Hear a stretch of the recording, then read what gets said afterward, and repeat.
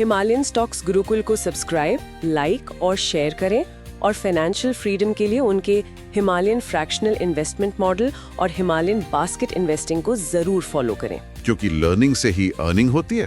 रुपया भी डॉलर के मुकाबले कमजोर हुआ है और बैंक निफ्टी जैसे कुछ इंडेक्स के टेक्निकल इंडिकेटर्स ओवरबॉट जोन में है। मतलब बाजार थोड़ा ज्यादा दौड़ गया है और अब थक रहा है। बिल्कुल, इन्हीं सब मिले-जुले संकेतों की वजह से हिमालयन स्टॉक्स गुरुकुल ने इसे तनावपूर्ण संतुलन कहा है और ऐसे माहौल में उनकी सलाह बहुत साफ है। क्या सलाह है? कि निवेशकों को गिरावट पर एक कंपित संचय रणनीति अपनानी चाहिए, जिसमें वो सेक्टोरल लीडर्स और स्ट्रक्चरल विनर्स पर ध्यान केंद्रित करें।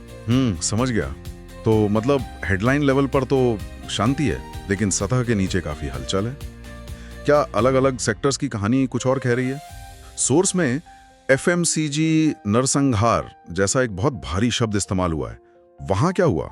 नरसंहार शब्द थोड़ा नाटकीय है, लेकिन उस दिन एफएमसीजी निवेशकों के लिए हालात कुछ वैसे ही थे। हुआ ये कि सिगरेट पर एक नई एक्साइज ड्यूटी लगने की खबर आ गई। अच्छा।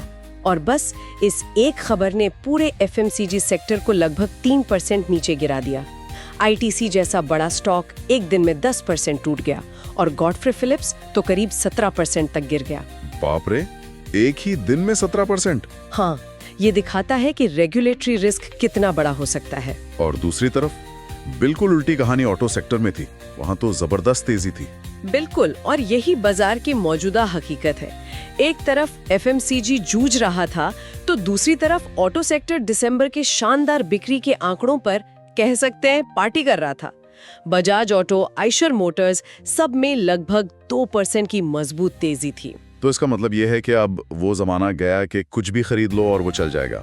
बाजार अब बहुत सिलेक्टिव हो गया है। आपने एकदम सही समझा। पैसा अब वहीं जा रहा है जहां उसे ग्रोथ दिख रही है, और यही स्थिति एक बार फिर हिमालयन स्टॉक्स गुरुकुल की उस मूल रणनीति को मजबूत करती है कि निवेशकों को गिरावट पर एक कंपित संचय रणनीति अपनानी चाहिए, जिसमें वे सेक्टोरल लीडर्स और स्ट्रक्चरल विनर्स पर ध्यान केंद्रित करें। विश्लेषण में बैंक निफ्टी के लिए एक और बड़ा मजेदार शब्द इस्तेमाल हुआ है, एक दबी हुई स्प्रिंग या कॉइल्ड स्प्रिंग। ये सुनने में तो बहुत पावरफुल लग रहा है। इसका क्या मतलब है? कोई बड़ा धमाका होने वाला है? इसका मतलब है कि बैंक निफ्टी भी बल्कि निफ्टी से भी ज्यादा एक बहुत ही संकरित दायरे में फंसा हुआ है। असल में पिछले 1.5 साल के सबसे संकरित दायरे में। 1.5 साल के? हाँ। अब आप सोचिए, जब आप एक स्प्रिंग को बहुत ज्यादा दबाते हैं और फिर छोड़ते हैं, तो वो कितनी तेजी से उछलती है।